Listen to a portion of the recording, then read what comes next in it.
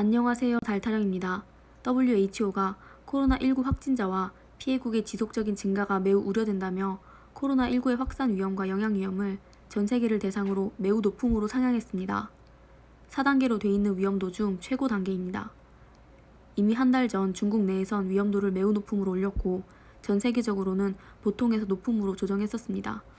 그러나 며칠 새 유럽과 중동, 남미까지 코로나19가 빠르게 번지면서 중국 외 지역의 신규 확진자가 중국 내 숫자를 추월하자 위험도를 최고로 격상한 겁니다. 하지만 세계적 대유행, 팬데믹은 아니라고 재차 부인했는데요. 감염 추적이 가능한 상황에서 강력한 조치로 바이러스 억제에 집중해야 할 마당에 팬데믹 선언은 도움이 되지 않는다는 겁니다. 팬데믹이란 전염병의 세계적 대유행을 뜻합니다.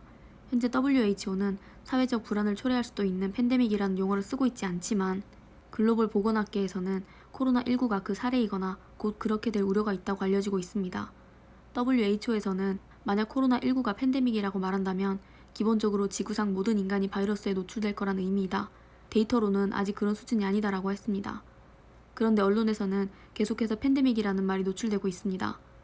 현재 코로나19가 이렇게 세계적으로 퍼진 상황에서 한국의 검사는 정말 세계적인 수준입니다.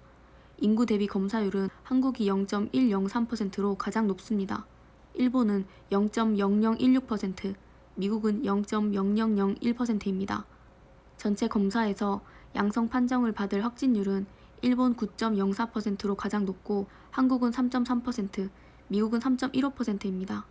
검사 기간으로 보면 한국이 1일 이내, 일본은 2, 3일, 미국은 3, 4일이 소요되며 검사 비용도 한국과 일본은 국가 부담이지만 미국은 $1,400 이상을 자비로 부담한다고 합니다.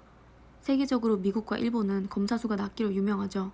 일본의 경우 확진자 수를 줄이기 위해 검사의 조건을 까다롭게 하고 검사를 잘 해주지 않는다는 것으로 많이 알려져 있습니다. 이미 일본 내에서도 한국과 일본의 검사 수나 검사 비용, 감염자에 대한 지원 등을 비교한 자료가 돌아다니고 있다고 합니다. 또한 일본 내 전문가들이 인플루엔자 확대 경로를 적용해 시뮬레이션 했더니 실제 확진자는 1만 명이 넘었을 수도 있다는 결과가 나왔다는 분석도 있다고 하네요. 일본은 어쩌려고 그러는 거냐 생각하실 수도 있습니다. 일본은 세계적 대유행, 팬데믹을 기다리고 있는 것처럼 보입니다. 실제로 미 하버드대 전염병 전문가 마크 립시치는 코로나19가 궁극적으로 억제되지 않을 것이라면서 1년 내 전 세계 인구의 40%에서 70%를 감염시킬 것이라는 전망을 내놨는데요. 다만 감염된 이들 모두가 심각한 병을 갖는다는 것을 의미하진 않는다면서 가볍게 앓거나 무증상일 가능성이 있다고 설명했습니다. 어차피 코로나19라는 것은 지금까지는 없던 신종의 바이러스가 생겨난 것인데 이미 세계적으로 퍼져나가는 것은 불가피해진 상황에서 결국은 백신이 개발될 것이고 또 사람들은 면역력을 갖게 될 것입니다. 일본은 그것을 기다리는 듯 보입니다. 괜히 검사를 많이 해서 확진자 수를 늘리는 것보다 가만히 놔둬도 어차피 어떻게든 될 테니까요. 그런 정도의 책임감을 가진 정부, 국민을 생각하지 않는 그런 국가에서 살아간다면 정말 불안하고 힘들 것 같습니다. HW 거버러스스 총장은 함께하면 우리는 강하다. 억제는 바로 당신으로부터 시작한다면서 지금 최대의 적은 바이러스 자체가 아니라 두려움, 루머, 편견이다. 우리에게 최고의 자산은 사실관계, 이성, 연대라고 말했습니다. 누구라고 콕 집어 얘기하진 않겠지만 지금의 사태 해결을 위해 힘쓰기보단 허위 정보를 유포시키고 이런 위기의 상황을 이용하려고 하고 혐오와 공포를 조장하는 세력이 있죠.